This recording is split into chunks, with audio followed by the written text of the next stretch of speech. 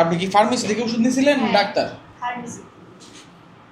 কি বলছেন কি ওনার কাছে যে এটা দেখাইছিলেন যে চুলকানিটা? হ্যাঁ দেখাইছিলাম, কালো ফুলা দেখাইছি, সব দেখাইছি, কয় ওগুলো খাইতে থাকেন ভালো হয়ে যাবে। মানে আপনি যে ওষুধটা দিয়েছেন পাইছেন এটা হলো স্কেবিকন প্লাস। আমি একটু দেখাচ্ছি।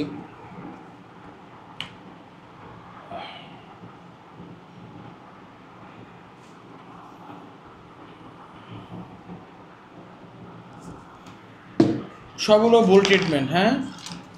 তারপর দিছে হলো নোগাল, না? এটা কয়টা খাইতেন দিনে? রাতে, সব রাতে। সব রাতে। আপনাকে দেওয়া হয়েছে ইট্রাকোনাজল ট্র্যাক দিল। তারপরে আপনি পাইছেন ব্লিক্স, আচ্ছা এটা দিছে রাত্রে।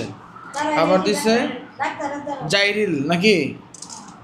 এটা কবে খাইতেন ইট্রাজিন? সব রাতে। সব রাতে এত ওষুধ একসাথে খাইছে? আর আপনাকে আরেকটা ওষুধ দিছে, নাম হলো একজিনা।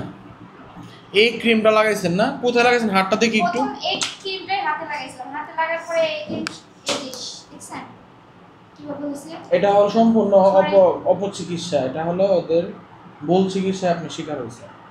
আপনার সর্বপ্রথম যে ভুলটা হয়েছে সেটা হলো সরাসরি এমবিবিএস ডাক্তার না দেখায় ওদের উপর আপনি বিশ্বাস করছেন। এটা হলো আপনার সবচেয়ে বড় ভুল। সম্পূর্ণ ভুল চিকিৎসায় এখন এটা একটা উল্টা টার্ন নিছে। যে রোগটা হয়েছে স্কিনের, ওইটা না ধইরা সে সকল ধরনের স্কিনের চিকিৎসা একবারে দিয়ে বসে আছে। এখন এটা রিয়াকশন করছে, এই রিয়াকশনের কারণে সব পরে এখন কাল বলতেছি ভালো হইতাছে না, দেখছেন আমার শরীর মরে মানে বেশি চুলকাইতাছে, আর বেশি চুলকাইতাছে আর ফুললা যেতেছে, যেখানে ব্যথা করতেছে আর ব্যথাও করতেছে অনেক, যে ব্যথা এরকম ব্যথা বসে বলে ব্যথা। ঠিক আছে আমি দেখতেছি, আমি পরে দেখে পরে তারপরে এটা দিছে কয়টা তেলের সাথে ব্যবহার করবেন, কিন্তু ইয়া ধরবে সাবান দিবেন না। 6 দিন থেকে সাবান দিই আমার শরীরে, দেখছেন। পরে আস্তে আস্তে দেখি এরকম হয়ে যাচ্ছে, যে জায়গায় মনে করেন এই ওষুধটা লাগাইছি সেই জায়গায় মনে করেন এরকম হয়ে গেছে।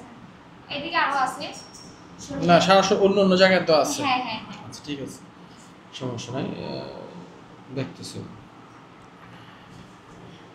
সুপ্রিয় দর্শক মণ্ডলী, আমরা এতক্ষণ শুনলাম একজন ভুক্তভোগী যিনি অপচিকিৎসার শিকার হয়েছেন।